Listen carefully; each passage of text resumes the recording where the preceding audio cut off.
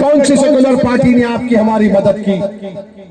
नेता तो बना दिए जिनकी जबानों पर ताला लगा हुआ है, इलेक्शन जीत कर आ गए, मगर विधानसभा में गूंगे और अंधों की तरह बैठते हैं, बहरों की तरह बैठते हैं। इनमें इतनी जरूरत नहीं है कि खड़े होकर मिल्लत मजलूमा की तकलीफ को बयान कर सके।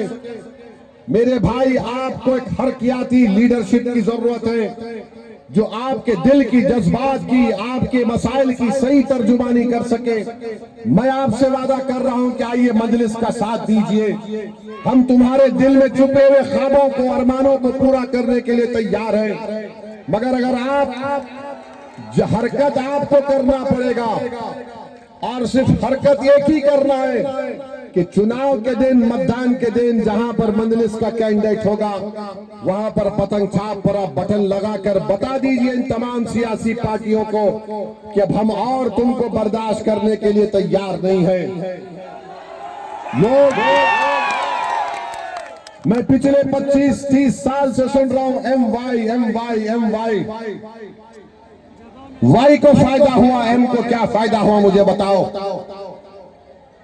MY के नाम पर सिर्फ वाई की बात होती है, MY के नाम पर सिर्फ वाई के वहां पर उनके घर में चिराग जलता है। MY के नाम पर मुख्यमंत्री एम नहीं बनता, कोई और बन जाता है। मेरे अजीज दोस्तों और बुजुर्गों, ये तल्ख हकीकत है, इसको आपको सुनना पड़ेगा।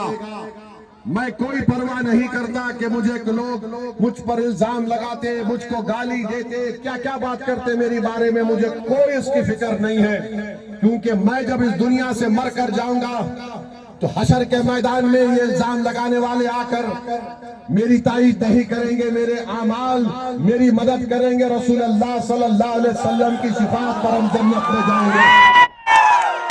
याद रखो, अगर हम दुनिया में हैं तो हमको ये देखना जरूरी है कि हम किसके लिए काम कर रहे हैं। कहीं ऐसा तो नहीं है कि 15 साल हमने राजद को यहाँ का बिहार का इख्तियार दिया, 20 साल नीतीश कुमार मुख्यमंत्री रहे। बताओ फिर कौन सी ऐसी चीज हुई? एक मामूली सालीगढ़ मुस्लिम यूनिवर्सिटी का सेंटर है किशनगंज में, वो दम तोड़ रहा है, उसको मदद नहीं कर सकता कोई। बताइए फिर क्या होगा अगर आप खुशफहमी का शिकार है? याद रखो, जो कौम सो जाएगी, फिर वो अगर सो गई तो सुबह कयामत में जब सूर फूंका जाएगा तो उसी वक्त बेदार होंगे। ये वक्त है बेदार होने का। जिंदगी का सबूत दीजिए और हरकत करिए।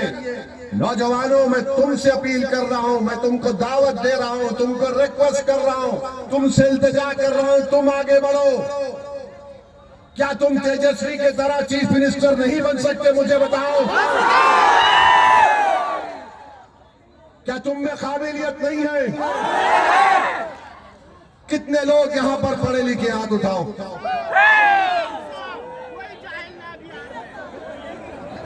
तो फिर आपके पास अल्लाह ने आपको काबिल बनाया है।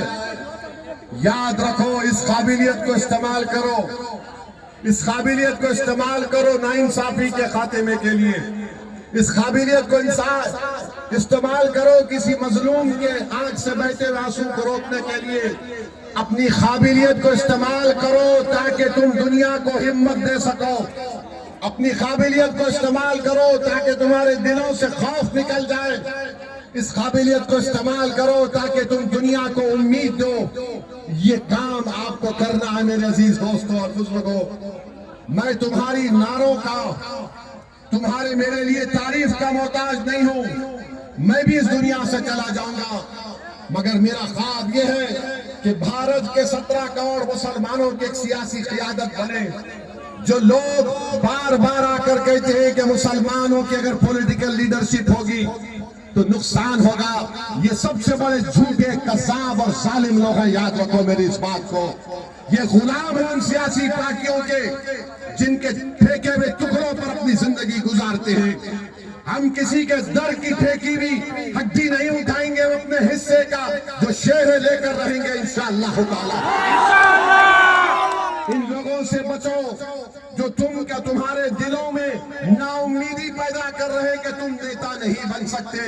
मैं कह रहा हूं सीमांचल की जनता ना सिर्फ बिहार की क़ियादत कर सकती है, बल्कि सीमांचल का एक नौजवान लड़का है, लड़की इंशाअल्लाह भारत को भी लीडरशिप दे सकता है। ये काबिलियत आप में है, इसको इस्तेमाल करो, कॉन्फिडेंस डेवलप करो अपने आप में।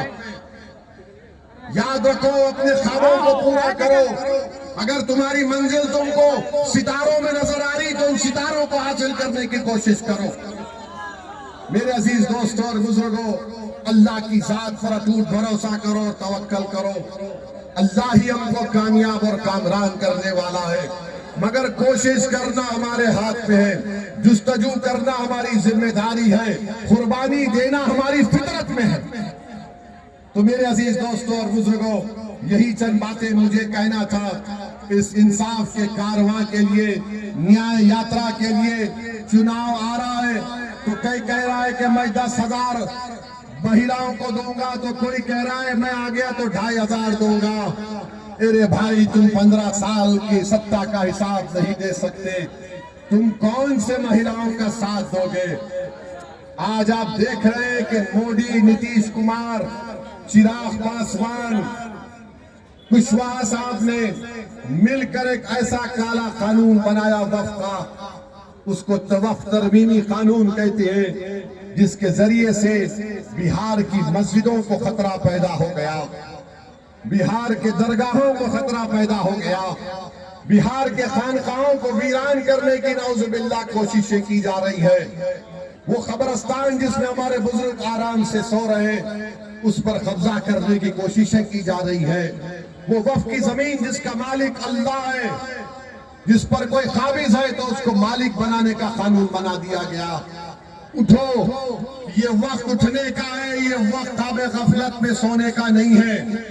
अगर आप बेदार नहीं होंगे तो कोई आकर नहीं कर तुमको बेदार कर सकता। ये बेदारी का सबूत आपको देना है, यही पैगाम हम आपको देने आए हैं। और सीमांचल की सरजमीन पर बार बार मोदी आते हैं और आकर कहते हैं कि यहाँ पर घुसपैठी है। मैं मोदी, अमित शाह, नीतीश कुमार को कह रहा हूँ, खबरदार, सीमांचल को बदनाम तुम नहीं कर सकते इस तरह की जुमलों को इस्तेमाल करके। सीमांचल में कोई घुसपैठी बांग्लादेशी नहीं है। सीमांचल एक गयूर, भारत से मोहब्बत करने वालों की यहाँ पर लोग हैं, जो भारत पर अपना हर चीज हमारे बुजुर्गों ने मिटा दिया। अगर मोदी दोबारा आकर यहाँ पर सीमांचल में घुसपैठी कहेंगे तो हम आज ही उनको जवाब दे देते हैं, मोदी जी, दिल्ली में जो आपकी बहन बांग्लादेश से आकर बैठी है उसको लाओ सीमांचल में। वो बांग्लादेशी क्यों बैठी है भारत में, बताओ हमको। तो मेरे अजीज दोस्तों और बुजुर्गों, आप बढ़िए, अपनी वोट का इस्तेमाल करिए और अपने वोट के जरिए, अपने दुआओं के जरिए मजलिस को कामयाब करिए। आप अब नेता बनेंगे, पॉलिटिकल लीडर बनेंगे। किसके पॉलिटिकल लीडर बनेंगे? किसके पॉलिटिकल लीडर बनेंगे? क्या आप सीमांचल को रास्ता दिखाएंगे? क्या आप बिहार को रास्ता दिखाएंगे? क्या आप भारत की नुमाइंदगी करेंगे? क्या आप ख्वाब देखते हैं कि एक दिन आप बिहार के मुख्यमंत्री बनेंगे? क्या आप ख्वाब देखते हैं कि एक दिन सीमांचल का कई लड़की या लड़का भारत का प्रधानमंत्री